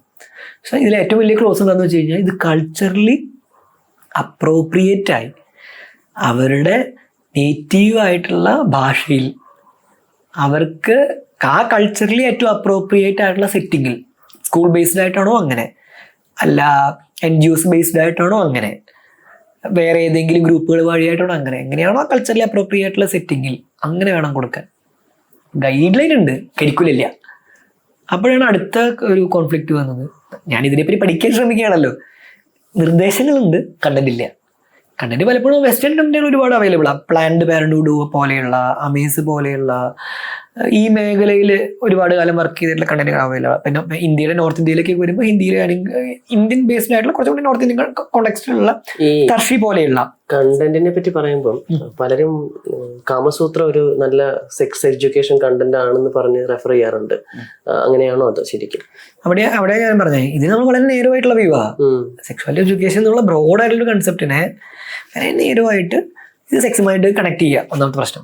രണ്ടാമത്തെ പ്രശ്നം, ഇത് ഈ ടെക്സ്റ്റ് പോലും സെക്ഷൽ ആക്ടിവിറ്റികൾ പ്ലഷറിന്റെ ഭാഗമായിട്ട് അന്ന് കാലത്തുണ്ടായിരുന്ന അറിവിനെയും ആ അറിവിന്റെ ഒരു കൺസോൾട്ടേഷനോ ആ എഴുതിയ വ്യക്തിയുടെയോ അല്ലെ വ്യക്തികളുടെയോ ഒരു അറിവിന്റെ ഒരു കൺസോൾട്ടേഷനാണ്. അതാണ് ഇന്ന് നടക്കുന്നത്, അതാണ് ഇന്ന് മനുഷ്യനുള്ള അറിവ് എന്നും നമ്മൾ തെറ്റിയിരിക്കുന്നത്. അതായത് സെക്സ് എഡ്യൂക്കേഷൻ എന്ന് പറഞ്ഞാൽ ശരിക്കും സെക്സ് അല്ല, മാത്രമല്ല സെക്സ് വളരെ ചെറിയൊരു ഭാഗമാണ് എന്ന് വേണമെങ്കിൽ എനിക്ക് പറയാൻ പറ്റും. ഓക്കെ, അപ്പൊ നമ്മൾ പറഞ്ഞു വന്നത് നമ്മുടെ സെക്സ് എഡ്യൂക്കേഷൻ കേരള, തീർച്ചയായിട്ടും അതിലേക്ക്. അപ്പൊ ആ ഒരു സ്റ്റേജിൽ ഞാൻ എത്തി. അതെ, കരിക്കുലം വേണം, നമുക്കിവിടെ മലയാളത്തിൽ ക്രിയേറ്റ് ചെയ്യേണ്ടി വരും. ഇപ്പൊ എന്താണ് തർശി പോലെയുള്ള സംഘടനകൾ ഹിന്ദിയിൽ ചെയ്യുന്നുണ്ട്, അല്ലെങ്കിൽ ഇംഗ്ലീഷിൽ പലപ്പോഴും നോർത്ത് ഇന്ത്യൻ കോണ്ടെക്സ്റ്റിൽ പലപ്പോഴും ചെയ്യുന്നുണ്ട്. കേരളത്തിലെ കോണ്ടാക്ട് മലയാളത്തിൽ എനിക്ക് ഇങ്ങനൊരു സംഭവം ചെയ്യണമെങ്കിൽ ഒറ്റയ്ക്ക് പറ്റില്ല. അപ്പോഴാണ് എൻ്റെ കുറച്ച് സുഹൃത്തുക്കളുമായിട്ടും പിന്നെ അവരുടെ സുഹൃത്തുക്കളൊക്കെ ആയിട്ട് പലപ്പോഴും നെറ്റ്വർക്ക് ചെയ്ത് നമ്മൾ കണ്ടന്റ് ജനറേറ്റ് ചെയ്യാൻ തുടങ്ങുന്നത്. ഞങ്ങൾക്ക് തന്നെ പഠിക്കുക എന്നുള്ള ലക്ഷ്യം ആദ്യം ഉണ്ടായിരുന്നുള്ളൂ. പിന്നെ മനസ്സിലായത് ഇത് നമുക്ക് തന്നെ പഠിച്ചിട്ട് കാര്യമില്ല, എന്തായാലും അറിവുകൾ നമ്മൾ പഠിക്കുന്നു, ജനറേറ്റ് ചെയ്യുന്നു, മലയാളത്തിൽ തന്നെ ജനറേറ്റ് ചെയ്യുന്നു. എന്നാൽ പിന്നെ ആൾക്കാർക്ക് ആക്സസ് ചെയ്യാൻ പറ്റുന്ന രീതിയിൽ, പ്രത്യേകിച്ച് യങ്സ്റ്റേഴ്സിന് ആക്സസ് ചെയ്യാൻ പറ്റുന്ന രീതിയിൽ ഇൻസ്റ്റാഗ്രാമിൽ ചുമ്മാ പോസ്റ്റ് ചെയ്തുകൂടെ എന്നുള്ള രീതിയിൽ ഇങ്ങനെയാണ് ഇൻസ്റ്റാഗ്രാമിൽ പോസ്റ്റ് ചെയ്യുന്നത്. ഒരു 2021 ഫെബ്രുവരി 4 മറ്റോ 4 കൊല്ലം മുമ്പ്. പിന്നെയാണ് നമുക്കിത് മനസ്സിലാവുന്നത്, ഇത് ഇൻസ്റ്റാഗ്രാമിൽ ചുമ്മാ അങ്ങനെ പോസ്റ്റ് ചെയ്ത് തുടങ്ങിയപ്പോൾ ആളുകൾ എല്ലാം ഇൻട്രസ്റ്റഡ് ആണ്. പ്രത്യേകിച്ച് മലയാളികൾ, ലോകമെമ്പാടുമുള്ള മലയാളികൾ അവർക്ക് ആഗ്രഹിക്കുന്നുണ്ട്. മറ്റു രാജ്യങ്ങളിലെ ആളുകൾക്ക് അവരിതിൻ്റെ സെക്സ്വാലിറ്റി പറ്റിയിട്ടുള്ള കൃത്യമായിട്ടുള്ള പഠനം, അതെ, പിന്നെ സാംസ്കാരികപരമായിട്ടുള്ള ഇൻഫ്ലുവൻസ്, എങ്ങനെയാണ് ജീവിതത്തിന്റെ ക്വാളിറ്റിയെ മാറ്റം വരുത്തുന്നത് പലപ്പോഴും മറ്റു രാജ്യങ്ങളിൽ അവർ എക്സ്പീരിയൻസ് ചെയ്യുന്നുണ്ട്. അവർക്ക് ഇവിടെ കൊണ്ടുവരണമെന്നുണ്ട്, കേരളത്തിൽ കൊണ്ടുവരണമെന്നുണ്ട്, ഇവിടെ ഒന്നും നടക്കില്ല എന്നുള്ള ഒരു ധാരണ ഇരിക്കുന്ന അങ്ങനെ കുറേ പേര്, പ്രത്യേകിച്ച് വിദേശത്തുള്ള മലയാളികൾ ഭയങ്കരമായിട്ട് നമ്മളെ കോൺടാക്ട് ചെയ്തു. കേരളത്തിലെ കോളേജ് സ്റ്റുഡൻസ് ഒരുപാട് പേര് നമ്മളെ കോൺടാക്ട് ചെയ്തു. ഈ ഏരിയയിൽ ഞങ്ങൾക്ക് എന്തെങ്കിലും കോൺട്രിബ്യൂട്ട് ചെയ്യണമെന്നുണ്ട്, എന്ത് ചെയ്യാൻ പറ്റുന്ന അറിയില്ല, പറഞ്ഞ് നമ്മൾ ചെയ്യും. അങ്ങനെ എക്സ്പേർട്സ് ഉൾപ്പെടെ മലയാളികൾ എന്ന് പറഞ്ഞാൽ ലോകത്തെമ്പാടത്തെ എക്സ്പേർട്സ്, നമുക്ക് റിച്ച് കണ്ടന്റ് നമുക്കുള്ളത്. അപ്പൊ അങ്ങനെ ഒരു ഇത് വന്നപ്പോൾ നമുക്ക് മനസ്സിലായി ഇത് ആളുകൾ ഭയങ്കര ഇൻട്രസ്റ്റഡ് ആണ് എന്ന്. മാത്രമല്ല ഈ പ്രോസസ്സിൽ ഈ അറിവുകളുടെ നിർമ്മാണത്തിൽ ഇവർക്ക് പങ്കാളികളാക്കാൻ പറ്റും, കഴിവുള്ള ആളുകളാണ്. അപ്പം എല്ലാവരും ചേർത്ത് വാട്സപ്പ് ഗ്രൂപ്പൊക്കെ ഒന്ന് ക്രിയേറ്റ് ചെയ്തു. പിന്നെ ചെറിയ രീതിയിൽ സൊസൈറ്റി രജിസ്ട്രേഷൻ ഒക്കെ ചെയ്തു. പിന്നെ നമുക്ക് മനസ്സിലായി ഇതൊരു പബ്ലിക് മൂവ്മെന്റാ, ആളുകൾ തന്നെ ഏറ്റെടുത്ത് ആളുകൾ തന്നെ ചെയ്യുന്നു. ഇവിടെ നമ്മൾ തുടങ്ങിയവർക്ക് ഇതിലൊന്നും ചെയ്യാനില്ല. ആരൊക്കെ എന്തൊക്കെ ചെയ്തു വെച്ചാൽ എനിക്ക് കൃത്യമായിട്ട് അറിയില്ല. പല ആളുകൾ വരുന്നു, അവരുടേതായിട്ടുള്ള സജഷൻസ് വരുന്നു, അവരുടെ മേഖലകളിൽ നിന്നുള്ള അറിവുകൾ കൊണ്ടുവരുന്നു, ഈ മേഖലയിൽ അവരുടെ അറിവുകൾ ജനറേറ്റ് ചെയ്യുന്നു, അത് ക്രിയേറ്റ് ചെയ്യുന്നു, ആളുകളിലേക്ക് എത്തിക്കുന്നു. അങ്ങനെ കുറെ കാലം സോഷ്യൽ മീഡിയയിലായിരുന്നു വർക്ക് ചെയ്യുന്നുണ്ടായിരുന്നു. പിന്നെ എന്തായാലും നമ്മൾ അടുത്തൊരു സ്റ്റെപ്പിലേക്ക് പോയത് എന്താണെന്ന് വെച്ച് കഴിഞ്ഞാൽ സോഷ്യൽ മീഡിയയിൽ നമ്മുടെ കമ്മ്യൂണിറ്റി യൂത്ത് എന്ന് വിളിക്കുന്ന ഒരു കമ്മ്യൂണിറ്റിയാണ്. നമ്മൾ കോളേജുകളിലും ഇവരെ കാണുന്നത്. എന്നാൽ ഈ കമ്മ്യൂണിറ്റി ഇൻഫോംഡ് ആക്കാൻ ഭയങ്കര എളുപ്പമാണ്, റിഫോംഡ് ആക്കാൻ ഭയങ്കര പാടാണ്. അറിയും, മാറാനുള്ള ഒരു ഡിഫിക്കൽറ്റി ഭയങ്കര കൂടുതൽ, കുറച്ചും കൂടെ കുട്ടികളിലേക്ക് എത്തിക്കണം എന്ന് മനസ്സിലായി. പക്ഷെ സ്കൂൾ ബേസ്ഡ് ആയിട്ട് ചെയ്യുമ്പോൾ പലപ്പോഴും സ്കൂൾ മാനേജ്മെന്റിന്റെ ഭാഗത്തു നിന്നുള്ള കോംപ്രഹെൻസീവ് ആയിട്ട് ഇപ്പോഴുള്ള നിലവിൽ ഈ PSCRT ഉൾപ്പെടെയുള്ള പുസ്തകങ്ങൾ പരിഷ്കരിച്ചിട്ടുണ്ട്. വലിയ കാര്യം, അത് വലിയ മൂവ്മെന്റ് ആണ്. അത്രയും മാറ്റങ്ങൾ എൻ്റെ കുട്ടികൾക്ക് കിട്ടുക എന്നുള്ളത്. എന്നാൽ കുറച്ചും കൂടെ കോംപ്രഹെൻസീവ്, കുറച്ചും കൂടെ അല്ല, വലിയ തോതിൽ കോംപ്രഹെൻസീവ് ആയിട്ട് ഇത് കൊടുക്കേണ്ട സാധനം ഒന്നും ആ രീതിയിൽ കുട്ടികളിലേക്ക് നമുക്ക് കൊടുക്കാനും പറ്റുന്നില്ല. സ്കൂൾ മാനേജ്മെന്റിന്റെ പ്രശ്നങ്ങളായിരിക്കാം, ടീച്ചേഴ്സിന്റെ നമ്മൾ ഇൻഫർമേഷൻ കൊടുത്താലും ടീച്ചേഴ്സിന് ഇത് കൃത്യമായിട്ട് അഡ്രസ് ചെയ്യാൻ പറ്റാത്ത പ്രശ്നങ്ങളായിരിക്കാം, ചില പേരൻസിനുള്ള ഭാഗത്തുനിന്നുള്ള എതിർപ്പുകളായിരിക്കാം. സ്കൂളുകൾ കൃത്യമായിട്ട് ഇംപ്ലിമെന്റ് ചെയ്യുക എന്നുള്ളത് ഒരു NGO എന്നുള്ള നിലയിൽ വലിയ ഡിഫിക്കൽട്ടാണ്. ആ ഡിഫിക്കൽട്ടി നമ്മുടെ ഗവൺമെന്റിനും ഉണ്ട്, ഉറപ്പായിട്ടും നമ്മുടെ ഗവൺമെന്റ് അത് ഫേസ് ചെയ്യുന്നുണ്ട് സാമൂഹികപരമായിട്ട്. പിന്നെ ഇതെങ്ങനെ എത്തിക്കാം എന്നുള്ള ധാരണയിലാണ് ഞങ്ങൾ തിരിച്ചറിയുന്നത്. ഇൻട്രസ്റ്റ് ആയിട്ടുള്ള ഒരുപാട് പാരന്റ്സ് ഉണ്ട്, കൃത്യമായ ധാരണയുള്ള ഈ അറിവ് എൻ്റെ കുട്ടിയിൽ എങ്ങനെ മാറ്റം വരുത്തും എന്നുള്ള ധാരണയും അവബോധമുള്ള പാരന്റ്സ് ഉണ്ട്. അപ്പൊ നമ്മൾ പാരന്റിങ് കമ്മ്യൂണിറ്റി എന്നുള്ള ഒരു ആശയം വരുന്നതും ഇപ്പൊ നമുക്ക് ഏകദേശം 200ഓളം പാരന്റ്സ് ആയി. എല്ലാ മാസവും ക്ലാസ്സുകൾ എടുക്കുന്നു, എല്ലാ മാസവും ഈ പാരന്റിങ് കമ്മ്യൂണിറ്റി ഓൺലൈനായിട്ട് മീറ്റിങ്ങുകൾ കൂടുന്നു, ഓഫ്ലൈനായിട്ട് ഇടയ്ക്കിടയ്ക്ക് കാണുന്നു, അതായത് ജില്ലകളിലായിട്ട് കാണുന്നു, മീറ്റ് ചെയ്യണമെന്നു, സംസാരിക്കുന്നു, ഡിസ്കസ് ചെയ്യുന്നു. ഭയങ്കര എഫക്റ്റീവായിട്ട് നമുക്ക് പാരന്റ്സിനെ നമ്മൾ പഠിപ്പിക്കുന്നു, അവരുടെ കുട്ടികൾ അവരാണ് ഡീൽ ചെയ്യുന്നത്. അപ്പൊ ആ പാരന്റ്സിലൂടെ കുട്ടികളിലേക്ക് ഇൻഫർമേഷൻസ് എത്തുന്നു. പിന്നെ നമുക്ക് ഈ കുട്ടികളെയും ഡയറക്റ്റ്ലി നമുക്ക് ട്രെയിൻ ചെയ്യാൻ പറ്റും പാരന്റ്സിന്റെ അസിസ്റ്റൻസോട് കൂടെ. അപ്പൊ കുട്ടികൾക്ക് വേണ്ടിയിട്ട് നമ്മൾ ഓൺലൈനായിട്ടും ഓഫ്ലൈനായിട്ടുള്ള ട്രെയിനിങ് പ്രോഗ്രാംസ് ക്ലാസ്സുകളൊക്കെ വെച്ച് തുടങ്ങി പാരന്റ്സിന്റെ ഗൈഡൻസോടെ. ഇപ്പൊ നമ്മൾ മൂവ് ചെയ്യുന്ന ഡയറക്ഷൻ അതാണ്. പാരന്റ്സിന്റെ സഹായത്തോടെ അതിന് വില്ലിംഗ് ആയിട്ടുള്ള ഇൻട്രസ്റ്റ് ആയിട്ടുള്ള പാരന്റ്സിന്റെ ഹെൽപ്പോട് കൂടെ PSCKFoundation.in എന്നുള്ള വെബ്സൈറ്റിൽ പോയി കഴിഞ്ഞാൽ ഈ രജിസ്ട്രേഷനൊക്കെ പാരന്റ്സിന് താല്പര്യമുള്ളവർക്ക് ചെയ്യാം. അതേ വെബ്സൈറ്റിൽ ഞാൻ കയറി നോക്കിയ സമയത്ത് ഞാൻ കണ്ടൊരു കാര്യം, ഒരു മലയാളത്തിലുള്ള വളരെ ബൃഹത്തായിട്ടുള്ള ഒരു മെറ്റീരിയൽ ഉണ്ട്, വളരെ ലഘുവായിട്ട്. അത് കൊച്ചു കുട്ടിക്ക് വേണമെങ്കിൽ ഒരു കഥ പോലെ, എനിക്ക് തോന്നുന്നത് കോൺവെർസേഷൻ മോഡലൊക്കെയാണ് അത് സെറ്റ് ചെയ്തേക്കുന്നത്. വളരെ ഡീറ്റെയിൽ ആയിട്ട് അതിലെല്ലാ കാര്യങ്ങളും, സെക്സ് മാത്രമല്ല ഈ പറഞ്ഞ കോംപ്രഹെൻസീവ് ആയിട്ടുള്ള ഒരു കണ്ടന്റ് കവർ ചെയ്യുന്നുണ്ട്. അതോടൊപ്പം തന്നെ ഞാൻ കൂട്ടി വായിക്കുകയാണെങ്കിൽ എനിക്ക് തോന്നുന്ന ഒരു കാര്യം, ഈ പേരന്റിങ് കമ്മ്യൂണിറ്റിയോ അല്ലെങ്കിൽ കോളേജുകളിലുള്ള സെക്സ് എഡ്യൂക്കേഷൻ ക്ലാസ്സുകളായാലും ഇതെനിക്ക് തോന്നുന്നു ഒരു പരിധി വരെ പോക്സോ പോലെയുള്ള ക്രിമിനൽ കുറ്റങ്ങൾ കുറയ്ക്കാനും, അതേപോലെ തന്നെ നേരത്തെ പറഞ്ഞ അൺവാണ്ടഡ് പ്രഗ്നൻസി, പ്രോപ്പറായിട്ടുള്ള സെക്സ്, പ്ലഷറബിൾ ആയിട്ടുള്ള ഹെൽത്തി സെക്സ് അല്ലെങ്കിൽ കൺസെന്റോട് കൂടിയുള്ള സെക്സ്, ഇതൊക്കെ ഹെൽപ്പ് ചെയ്യുന്ന ഒന്നാണെന്ന് തോന്നുന്നു. അതാണെന്ന് തോന്നുന്നു എനിക്കൊന്ന് SCKയുടെ ഒരു പ്രധാനപ്പെട്ട ഒരു അച്ചീവ്മെന്റ് എനിക്ക് ഫീൽ ചെയ്യുന്നത് പുറത്തുനിന്ന് നോക്കും. ഇത് SCKയുടെ മാത്രം അച്ചീവ്മെന്റ് അല്ല, കോംപ്ലക്സ് സെക്ഷൽ എഡ്യൂക്കേഷൻ എന്നുള്ള സബ്ജക്ട് വളരെ എവിഡൻസ് ബേസ്ഡ് ആയിട്ടുള്ള സാധനമാണ്. സുപ്രഭാതത്തിൽ UN ഇങ്ങനെയൊക്കെ ചെയ്ത് കഴിഞ്ഞാൽ അടിപൊളിയായിരിക്കും എന്ന് ചിന്തിച്ചതല്ല. വളരെ ബൃഹത്തായിട്ടുള്ള പഠനങ്ങൾ നടത്തിയിട്ടുണ്ട്. ആദ്യം ഒരു ഗൈഡ് ലൈൻ ഇറങ്ങി 2018 റിവൈസ് ചെയ്തിട്ടാണ് ഇപ്പൊ അത് ഗൈഡ് ലൈൻ വന്നിട്ടുള്ളത്. പഠനങ്ങളൊക്കെ കാണിക്കുന്നത് ഈ പറഞ്ഞ സാധനങ്ങൾ തന്നെയാണ്. എല്ലാവരും ധരിക്കുക സെക്ഷൽ എഡ്യൂക്കേഷൻ കൊടുത്തു കഴിഞ്ഞാൽ സെക്ഷൽ ആക്ടിവിറ്റി നേരത്തെ ആകുന്നതാണ്. പക്ഷേ കോംപ്രഹെൻസീവ് സെക്ഷൽ എഡ്യൂക്കേഷൻ കൊടുക്കുന്ന ആളുകളിൽ സെക്ഷൽ ആക്ടിവിറ്റി സത്യം പറഞ്ഞാൽ ലേറ്റ് ആവുകയാണ് ചെയ്യുന്നത്. കുറെ കൂടെ കോഷ്യസ് ആവുന്നവര് ഹൈ റിസ്ക് സെക്ഷൽ ആക്ടിവിറ്റി കുറയുന്നു, ടീനേജ് പ്രഗ്നൻസികൾ കുറയുന്നു, സെക്ഷലി ട്രാൻസ്മിറ്റഡ് ഇൻഫെക്ഷന്റെ ഇൻസിഡൻസ് കുറയുന്നു, മീനിങ് ആയിട്ടുള്ള റിലേഷൻഷിപ്പുകൾ അവർ കുറേ കൂടെ ക്രിയേറ്റ് ചെയ്യണം എന്ന് ആഗ്രഹിക്കുന്നു, അതിനുവേണ്ടി പ്ലാൻ ചെയ്യുന്നു. എന്താണോ സെക്സ് എഡ്യൂക്കേഷന് പ്രശ്നമായിട്ട് ഇന്ന് പൊതുവെ ആളുകൾ പറഞ്ഞുകൊണ്ടിരിക്കുന്നത് നേരെ ഓപ്പോസിറ്റ് ആണ് പഠനങ്ങൾ കാണിക്കുന്നത്. ഇത് ഏതോ യൂറോപ്യൻ രാജ്യത്ത് മാത്രം പഠനമല്ല, ലോകത്തുള്ള രാജ്യങ്ങൾ 3ആയി തിരിച്ചിട്ട്. ഈ എതിർക്കുന്നവരുടെ ഒരു പ്രശ്നം എന്ന് തോന്നുന്നു എനിക്ക് തോന്നുന്നത് അവർക്ക് തന്നെ ഇതിനെപ്പറ്റി വലിയ ധാരണയൊന്നും ഇല്ല. കാര്യം ധാരണ ഉള്ളവർ ഇതിനെ എതിർക്കേണ്ട കാര്യമില്ലല്ലോ. കാര്യം ഇതുകൊണ്ട് ഗുണമല്ലേ ഉണ്ടാവുന്നുള്ളൂ. ഇപ്പൊ അവർക്കായാലും സമൂഹത്തിനായാലും ഇങ്ങനെ ഒരു ഇൻഫർമേഷൻ, ഇതൊരു ഇൻഫർമേഷൻ നോളജുമാണ്. നമ്മൾ പഠിക്കുന്നത് എന്തിനാണെന്ന് ചോദിച്ചു കഴിഞ്ഞാൽ അത് അപ്ലൈ ചെയ്യാനും കൂടി വേണ്ടിയാണ്. അതേപോലെ തന്നെയാണല്ലോ നമ്മുടെ ബോഡിയെ പറ്റി നമ്മൾ പഠിക്കുന്നത്. നമ്മുടെ ശരീരത്തിലുള്ള സെക്ഷൽ ആക്ടിവിറ്റി എന്താണെന്നാണ് പഠിക്കുന്നത്. എങ്ങനെ നമ്മുടെ ഓപ്പോസിറ്റ് നിൽക്കുന്നത്, അതിപ്പോ ഹീറ്ററോസെക്ഷൽ ആയിരിക്കാം ഹോമോസെക്ഷൽ ആയിരിക്കാം, അവരോട് എങ്ങനെ എന്റെ ഒരു ആവശ്യം അറിയിക്കുക, ഇതെല്ലാം ഇതിനകത്ത് ഇമ്പോർട്ടന്റ് ആണല്ലോ. അത് അറിയാതിരിക്കും തോറും പ്രശ്നം കൂടുകയല്ലേ ചെയ്യുന്നത്. ഉറപ്പായിട്ടും അതെ. പക്ഷെ ഇത് എതിർക്കുന്നവര് വലിയൊരു മെജോറിറ്റി ഇങ്ങനെ തന്നെയാണ്, ഇല്ലാതെ ഞാൻ പറയില്ല. അവരുടെ അറിവില്ലായ്മ കൊണ്ടാണ് എതിർക്കുന്നത്. ഇപ്പോൾ ഒരു സെക്സ് എഡ്യൂക്കേഷൻ ഇംപ്ലിമെന്റ് ചെയ്യും എന്ന് ഏതെങ്കിലും ഒരു മന്ത്രി പറയുന്നു, അപ്പൊ തന്നെ താഴെ കമന്റുകളൊക്കെ വരുന്നു. സ്കൂളിൽ പ്രസവ തുടങ്ങേണ്ടി വരും, നഴ്സറി തുടങ്ങേണ്ടി വരും. ഇവര് ധാരണയില്ലാത്തതുകൊണ്ടാ. എനിക്കൊന്ന് യൂണിഫോം മാറ്റിയപ്പോ തന്നെ അതേ കമന്റുകളാണ് വന്നത്.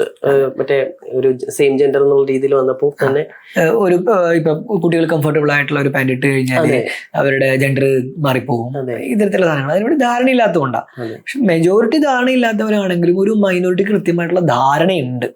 ഈ തെറ്റിദ്ധാരണകൾ ഉണ്ടാക്കിയെടുക്കുന്നവരിൽ കൃത്യമായ ധാരണയുള്ള ആളുകളുടെ ഇൻഫ്ലുവൻസും വലുത് തന്നെയാണ്. ധാരണയുള്ളവർ കൃത്യമായിട്ട് അറിയാം സെക്ഷുവാലിറ്റി എഡ്യൂക്കേഷൻ പോലെയുള്ള ഒരു സാധനം നമുക്ക് കൃത്യമായിട്ട് ഇംപ്ലിമെന്റ് ചെയ്ത് കഴിഞ്ഞാൽ ഇന്ന് നിലവിലുള്ള ഒരു ജെൻഡർ ബേസ്ഡ് ആയിട്ടുള്ള ഒരു ഡിവൈഡ്, അല്ലെങ്കിൽ പാട്രിയാർക്കലായിട്ടുള്ള ഒരു സിസ്റ്റം, അല്ലെങ്കിൽ ഹെട്രോനോമേറ്റീവ് ആയിട്ടുള്ള ഒരു സിസ്റ്റം, ഇത്തരത്തിലുള്ള ഒരു സാധനങ്ങളെ, അല്ലെങ്കിൽ ബോഡിയുടെ ഒരു ഓട്ടോണമി, സ്വയം തീരുമാനങ്ങൾ എടുക്കാനുള്ള, എനിക്ക് വേണ്ടി ഞാൻ തീരുമാനങ്ങൾ എടുക്കുന്ന ഒരു ഓട്ടോണമി, ഒരു ഒരു കൺസെന്റോട് കൂടെയുള്ള സെക്ഷൽ ആക്ടിവിറ്റി, ഇങ്ങനെയുള്ള ഒറ്റവാക്കി പറഞ്ഞ സിവിലൈസ്ഡ് ആയിട്ടുള്ള ഒരു ഹ്യൂമൻ ബീയിങ്, ഒരു മനുഷ്യ കൂട്ടം എന്താണോ സാംസ്കാരികമായി പുരോഗമിച്ച ഒരു മനുഷ്യക്കൂട്ടം എന്താണോ ചെയ്യേണ്ടത്, ഇതിലേക്ക് പോകും എന്ന് ഭയമുള്ള, അല്ല അതിന് താല്പര്യമില്ലാത്ത പല കാരണങ്ങൾ കൊണ്ടായിരിക്കാം, താല്പര്യമില്ലാത്ത ആളുകൾ വ്യക്തമായി ഇതുകൊണ്ടുള്ള ഗുണങ്ങൾ ഇത് തന്നെയാണ് എന്ന് അറിഞ്ഞിട്ടും ഈ തെറ്റിദ്ധാരണകൾ ജനറേറ്റ് ചെയ്യുന്നതിന് വളരെ അവർ അറിവില്ലാത്തവരൊന്നുമല്ല, കൃത്യമായ അറിവുള്ളവർ ഇതൊക്കെ ആക്സസ് ചെയ്യാൻ പറഞ്ഞത്. അപ്പൊ എനിക്ക് മാത്രമല്ലല്ലോ, എല്ലാവർക്കും ആക്സസ് ചെയ്യാൻ പറ്റുന്ന കണ്ടന്റുകളാണ്. ഇതൊക്കെ ആക്സസ് ചെയ്ത് മനസ്സിലാക്കാൻ അറിവുള്ള ആളുകൾ പോലും എന്നാൽ അവരുടേതായിട്ടുള്ള ലക്ഷ്യങ്ങൾക്ക് വേണ്ടിയും താല്പര്യങ്ങൾ, പൊളിറ്റിക്കലായിട്ടോ അല്ലാതെയുള്ള താല്പര്യങ്ങൾക്ക് വേണ്ടി, കൾച്ചറലായിട്ടുള്ള താല്പര്യങ്ങൾക്ക് വേണ്ടിയിട്ടും ഇതിന് തെറ്റിദ്ധാരണകൾ ആക്റ്റീവായിട്ട് ജനറേറ്റ് ചെയ്യുന്നുണ്ട്. അവരുടെ ശബ്ദമാണ് കുറെ കൂടെ ഉച്ചത്തിൽ കേൾക്കാൻ പറ്റുന്നത്. ശാസ്ത്രീയമായിട്ട് പറയുന്ന ആളുകളുടെ ശബ്ദം അവർ ശാസ്ത്രീയമായിട്ട് പറയാൻ പറ്റുള്ളൂ, ഡ്രാമ ഇറക്കാൻ പറ്റില്ല. ഈ മെജോറിറ്റി അക്സെപ്റ്റ് ചെയ്യുന്നതാണല്ലോ ഈ തെറ്റിദ്ധാരണകൾ. അപ്പൊ അതിന്റെ അക്സെപ്റ്റൻസ് പിന്നെയും കൂടും. ഇപ്പം മതത്തിന്റെ ഒരു കാര്യം നമ്മളത് ഇവിടെ ചർച്ച ചെയ്യുന്നില്ലെങ്കിലും പറയാണ്, മതത്തിന്റെ ഒരു ഇതാണല്ലോ, കുറെ ആളുകൾ വിശ്വസിക്കുന്നു, കുറച്ച് ആൾക്കാർ വിശ്വസിക്കുന്നില്ല. അപ്പൊ അതിന്റെ ശക്തി കൂടുതൽ വിശ്വസിക്കുന്ന ആൾക്കാരിലായിരിക്കും. മതത്തിന്റെ കേസ് പറഞ്ഞത് കാരണം കൊണ്ട് പറയാണ്, ആളുകൾക്കുള്ള തെറ്റിദ്ധാരണയാ ഈ മതപരമായിട്ടുള്ള ഒരു സാധനം. മതവിശ്വാസികളാണെങ്കിൽ സെക്ഷുവൽ എഡ്യൂക്കേഷൻ പ്രശ്നമാണ്, വെറും തെറ്റിദ്ധാരണയാ. ഇപ്പൊ പല മതവിശ്വാസങ്ങളിലുള്ള ഒരുപാട് രാജ്യങ്ങളിൽ കോംപ്രഹെൻസീവ് ആയിട്ട് തന്നെ സെക്ഷുവൽ എഡ്യൂക്കേഷൻ അവരുടെ പഠനത്തിന്റെ ഭാഗമാണ്. ഇപ്പൊ UN സജസ്റ്റ് ചെയ്യുന്നത് എന്താ വെച്ചാൽ, നിങ്ങളുടെ മതവിശ്വാസത്തിന്റെ ഭാഗമായിട്ട് ഏതൊക്കെ തരത്തിലുള്ള സജഷൻസ് ആണോ വരുന്നത് അതും കൂടെ കൺസിഡർ ചെയ്തിട്ട് വേണം ഇത് ഇംപ്ലിമെന്റ് ചെയ്യാന്നുള്ളതാണ്. കല്യാണത്തെ സപ്പോർട്ട് ചെയ്യുന്നുണ്ടല്ലോ. കല്യാണം എന്ന് പറയുന്ന കാര്യത്തിൽ സപ്പോർട്ട് ചെയ്യുമ്പോൾ അവിടെ ഓട്ടോമാറ്റിക്കലി സെക്സിനെ സപ്പോർട്ട് ചെയ്തിട്ടില്ല. അല്ലെങ്കിൽ പിന്നെ എങ്ങനെയാണ് കുട്ടികൾ ഉണ്ടാവുന്നത്, റീപ്രൊഡക്ഷൻ ഉണ്ടാവുന്നത്? അപ്പം അവിടെ എനിക്ക് തോന്നുന്നു അവിടെ തടയപ്പെടുന്ന ഒരേ ഒരു വസ്തുത സ്വയംഭോഗം, മാസ്റ്റർബേഷൻ. അതാണ് പല മതങ്ങളും സിന്നാണെന്ന് പറഞ്ഞ് പഠിപ്പിക്കുന്നതെന്ന് തോന്നുന്നു. അപ്പൊ അങ്ങനെയാണെങ്കിൽ ഈ മതം സപ്പോർട്ട് ചെയ്യുന്ന അല്ലെങ്കിൽ മതത്തിനെതിരാണെന്ന് പറയാൻ പറ്റത്തില്ല സെക്സ് എഡ്യൂക്കേഷൻ. അതാ ഞാൻ പറഞ്ഞത്, മതം എന്നുള്ളത് അവിടെ ഒരു മതത്തിന്റെ ഭാഗമായിട്ടുള്ള പ്രാക്ടീസുകളോ എല്ലാതും സെക്ഷുവാലിറ്റി എഡ്യൂക്കേഷൻ ഒരു ചോയ്സ് ആയിട്ടാണ് പറയുന്നത്. അതെ, മനസ്സിലായോ? അപ്പൊ അത് വ്യക്തികൾക്ക് ആ തീരുമാനം എടുക്കാൻ അവകാശം എല്ലായ്പ്പോഴും ഉണ്ട്. ഇവിടെ ഒരിക്കലും ഏത് മതം എടുത്തു നോക്കിയാലും അവരുടെ താല്പര്യങ്ങൾക്ക് ബ്രോഡായി ചിന്തിച്ചു കഴിഞ്ഞാൽ എതിരാകുന്ന ഒരു സാധനമേ ഇല്ല കോംപ്രഹെൻസീവ് സെക്ഷുവൽ എഡ്യൂക്കേഷൻ. നമ്മൾ അറിവ് കൊടുക്കുക എന്നുള്ള പ്രോസസ്സാണ് ചെയ്യുന്നത്. ആ അറിവ് ഉപയോഗിച്ച് ആളുകൾ എന്ത് ചെയ്യണം എന്നുള്ളത് പിന്നെ അവരുടെ തീരുമാനമാണ്, ഇൻഡിവിജ്വൽ ചോയ്സ് ആണ്. ആ വ്യക്തിക്ക് ഇന്നൊരു മതപരമായിട്ടുള്ള ഒരു രീതിയാണ് ഫോളോ ചെയ്യേണ്ടത്, ഇത് തന്നെ ആയിക്കോട്ടെ അത് ഫോളോ ചെയ്യേണ്ടത് അവരുടെ മാത്രം ഇഷ്ടമാണ്. അല്ല ഈ ഇൻഫോംഡ് ആയിട്ടുള്ള ചോയ്സിന്റെ അടിസ്ഥാനത്തിൽ കുറച്ചും കൂടി വ്യത്യസ്തമായിട്ടുള്ള എന്തെങ്കിലും ആണോ ചെയ്യേണ്ടത്, അത് അവരുടെ ചോയ്സ് ആണ്. ഈ ചോയ്സ് എടുക്കാനുള്ള കൃത്യമായ ഇൻഫർമേഷൻസ് ചോയ്സിൽ അവർ എടുക്കുന്നുണ്ട്. ഇൻഫർമേഷൻ കിട്ടിയാലും ഇല്ലെങ്കിൽ ചോയ്സ് എടുക്കുന്നുണ്ട്, അത് വേറൊരു പ്രശ്നം. ജസ്റ്റ് നമ്മൾ പറഞ്ഞു നിർത്തിയ ഒരു പോയിന്റാണ് സെക്സും ജെൻഡറും. വളരെ ഡിഫറെന്റ് ആയിട്ടുള്ള പോയിന്റ് ആണ്. ഇപ്പം ഞങ്ങൾ ട്രെയിനിങ് ഒക്കെ കൊടുക്കുന്ന സമയത്ത് ഞങ്ങളുടെ പാർട്ടിസിപ്പൻസിനോട് ചോദിച്ചിട്ടുണ്ട് ഇതേ കാര്യം, ഡിഫറെന്റ് ആണോ സെയിം ആണോ? എല്ലാവരും പറഞ്ഞത്, അതായത് ഒരു 99% ആൾക്കാരും പറഞ്ഞത് ഇത് രണ്ടും സെയിം ആണെന്ന്. ഇപ്പൊ സെക്സ് അല്ലെങ്കിൽ ബയോളജിക്കൽ സെക്സ് കൃത്യമായിട്ട് നമ്മൾ പറയുകയാണെങ്കിൽ ബയോളജിക്കൽ സെക്സ്, അതായത് സെക്ഷൽ ആക്ടിവിറ്റിയിലും സെക്സ് എന്ന് തന്നെ നമ്മൾ പറയാം. അതുകൊണ്ട് അത് കൺഫ്യൂസ്ഡ് ആവാതിരിക്കാനാണ് ഇത് രണ്ടും ആദ്യമേ തന്നെ കൃത്യമായിട്ട് പറയുന്നത്. ബയോളജിക്കൽ സെക്സിലേക്ക് വരുമ്പോൾ അത് നമുക്ക് എന്താ പറയുക, നിരീക്ഷിക്കാൻ സാധിക്കുന്ന, അല്ലെങ്കിൽ മെഡിക്കലി പറഞ്ഞു കഴിഞ്ഞാൽ നമുക്ക് പരിശോധനകളിലൂടെ മനസ്സിലാക്കിയെടുക്കാൻ സാധിക്കുന്ന ശാരീരികമായിട്ടുള്ളൊരു ഘടനയാണ്. 3 ഭാഗങ്ങളായിട്ട് തന്നെ തരംതിരിക്കാം.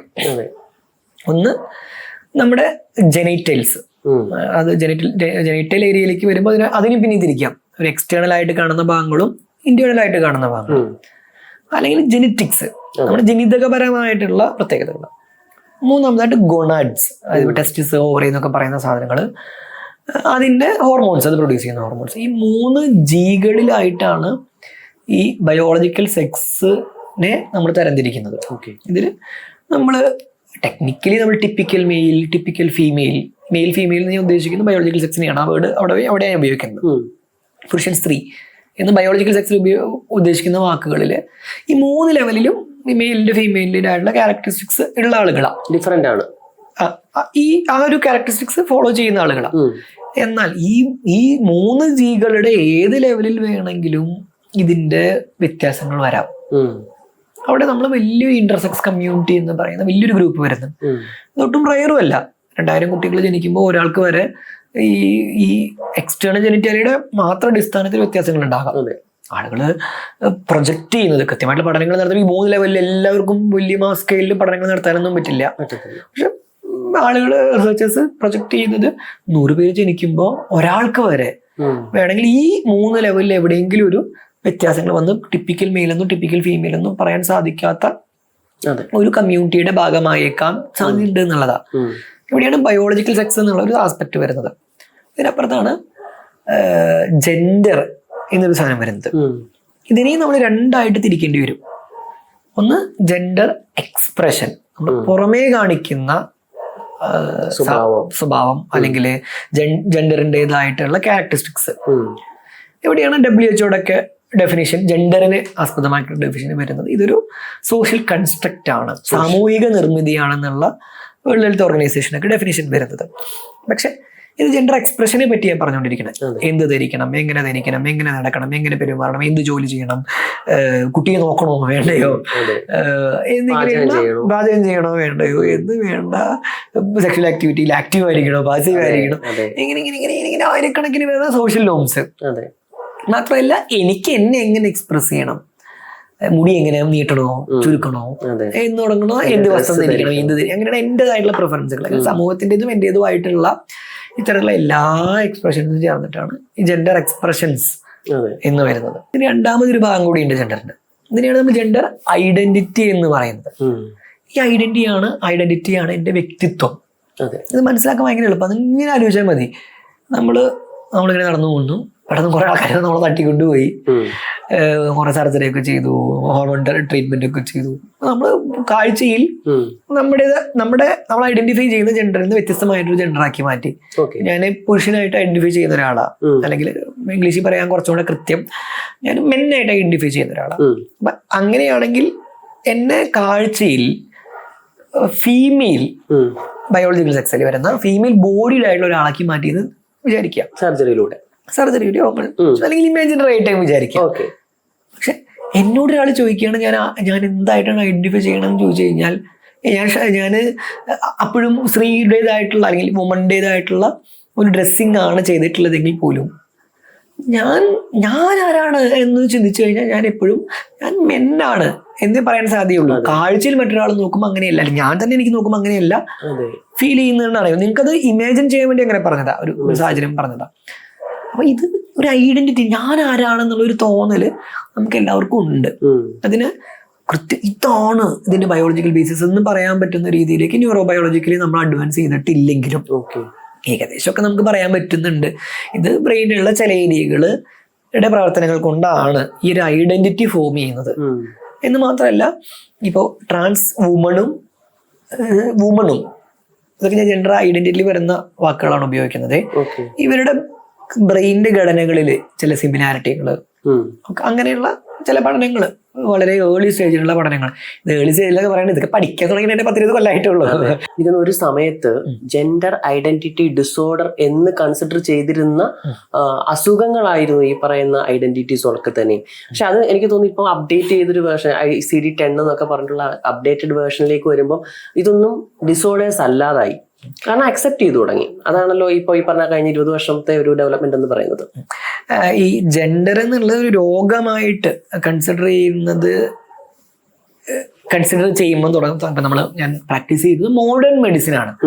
മോഡേൺ മെഡിസിന്റെ അടിസ്ഥാന തത്വം എന്നുള്ളത് എവിഡൻസ് ബേസ്ഡ് ആയിട്ടുള്ള കാര്യങ്ങൾ മാത്രമാണ് നമ്മൾ രോഗങ്ങളായിട്ട് നമ്മൾ കൺസിഡർ ചെയ്യാൻ പാടുള്ളൂ. എന്തിന്റെ അടിസ്ഥാനത്തിലാണ് ഇപ്പോ ജെൻഡർ ഐഡന്റിറ്റി ഈ ഹെറ്ററോനോർമേറ്റിവിറ്റിയിൽ നിന്ന് വ്യത്യസ്തമായിട്ടുള്ള ആളുകൾ രോഗമുള്ള ആളുകളായിട്ടാണ് കരുതുന്നത്, അല്ലെങ്കിൽ സെക്ഷൽ ഓറിയന്റേഷൻ വ്യത്യസ്തമായിട്ടുള്ള ആളുകളെ രോഗമുള്ളവരായിട്ട് കരുതുന്നത്, അല്ലെങ്കിൽ ഇന്റർസെക്സ് ആയിട്ടുള്ള കമ്മ്യൂണിറ്റികളിൽ നിന്നുള്ളവർ രോഗമായിട്ട് കരുതുന്നത്? ഈ ഒരു കൺസെപ്റ്റ് വളരെ, ഈ ഒരു രോഗം എന്ന് പറയണമെങ്കിൽ അതിന് കൃത്യമായിട്ടുള്ള എവിഡൻസ് ബേസ് ഉണ്ടാവണം, ലക്ഷണങ്ങൾ വേണം, അതിന് അതിൻ്റെതായിട്ടുള്ള ക്രൈറ്റീരിയകൾ വേണം. ഇതൊന്നും ഇല്ലാത്ത കാലഘട്ടത്തിൽ സൈക്യാട്രിയുടെ ഭാഗമായിട്ട് പ്രത്യേകിച്ച് ഇൻക്ലൂഡ് ചെയ്തിട്ടുള്ള, ഈ രോഗമാണെന്ന് പറഞ്ഞ് ഇൻക്ലൂഡ് ചെയ്തിട്ടുള്ള സാധനം, ഇത് എക്സ്ക്ലൂഡ് ചെയ്യാനുള്ള പ്രധാന കാരണങ്ങളൊന്നും ഇത് തന്നെയാണ്.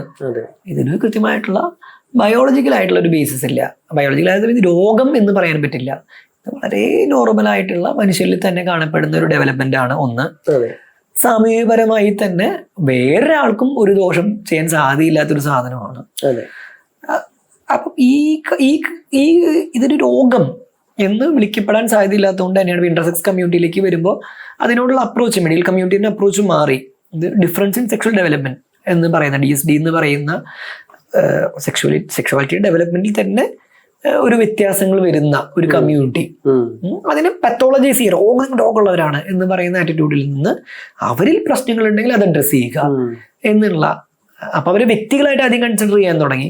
അവര് അത് പ്രകൃതിയിൽ എടുത്തു നോക്കിക്കഴിഞ്ഞാലും പ്രകൃതി ഇങ്ങനെ ഇങ്ങനെ കട്ടതിരിച്ച് ഡെവലപ്മെന്റ് വരുന്ന ഒരു സാധനമേ അല്ല. വളരെ ഫ്ലൂയിഡ് ആയിട്ടുള്ള പരന്ന രീതിയിലുള്ള വ്യത്യസ്തവും ഡൈവേഴ്സിറ്റിയും വരുന്ന, ഈ മനുഷ്യന് മാത്രമല്ല ജീവികൾ അങ്ങനെ തന്നെയാണ്. അത് തന്നെയാണ് ജെൻഡർ ഐഡന്റിറ്റിയിലേക്ക് വരുമ്പോഴും സെക്ഷൽ ഓറിയന്റേഷനിലേക്ക് വരുമ്പോഴും ഒക്കെ വരുന്നത്. ഈ ഒരു പ്രകൃതിയുടെ ഡൈവേഴ്സിറ്റി മനുഷ്യന്റെ കൾച്ചറിലെയോ അല്ലെങ്കിൽ നമ്മുടെ ബ്രെയിൻ കൊണ്ട് തന്നെ നമുക്ക് കട്ടതിരിച്ച് കാറ്റഗറൈസ് ചെയ്ത് മനസ്സിലാക്കാനും കാര്യങ്ങളെ ഹാൻഡിൽ ചെയ്യാനുമുള്ള മനുഷ്യന്റെ ബ്രെയിനിന്റെ ഒരു പ്രത്യേകത കാരണം കൊണ്ടോ നമ്മളിതിന്റെ സ്പെക്ട്രം പോലെയുള്ള പരന്ന് കിടക്കുന്ന ഡൈവേഴ്സിറ്റി ഉള്ള ഒരു കാര്യത്തെ മനസ്സിലാക്കാനുള്ള സാമൂഹികപരമോ ബ്രെയിൻ പരമോ ആയിട്ടുള്ള പ്രശ്നങ്ങൾ കൊണ്ട് നമ്മൾ ഇങ്ങനെ കടതിരിച്ചിട്ടേക്കുക. അവിടെയാണ് നമ്മൾ ഈ സൈക്യാട്രി ഇപ്പോൾ അല്ലെങ്കിൽ നമ്മുടെ മോഡേൺ മെഡിസിൻ, ആധുനികമായിട്ടുള്ള വൈദ്യശാസ്ത്രവും ശാസ്ത്രീയമായിട്ടുള്ള സാധനങ്ങളും പുരോഗമിച്ച് ഇതിനെ രോഗമായിട്ടല്ല കൺസിഡർ ചെയ്യേണ്ടത്. എന്നാൽ ഇവരിലുള്ള ഡിസ്ട്രസ്, ഇവരിലുള്ള ശാരീരികമായിട്ട് എന്തെങ്കിലും പ്രശ്നങ്ങളുണ്ടെങ്കിൽ, ഇവരിലുള്ള ബുദ്ധിമുട്ടുകളുണ്ടെങ്കിൽ അതിനെ അഡ്രസ് ചെയ്യണം. പക്ഷെ വ്യക്തികളെ നമ്മൾ രോഗിയായിട്ട് കൺസിഡർ ചെയ്യേണ്ട കാര്യമില്ല. അതിന് യാതൊരു ശാസ്ത്രീയമായിട്ടുള്ള തെളിവുകളില്ല. ഇതൊന്നിനില്ല. അത് കാലം കുറച്ചായിട്ട് തന്നെ നമ്മൾ ഫോളോ ചെയ്യുന്ന, മോഡേൺ മെഡിസിൻ ഫോളോ ചെയ്യുന്ന. ഓക്കെ.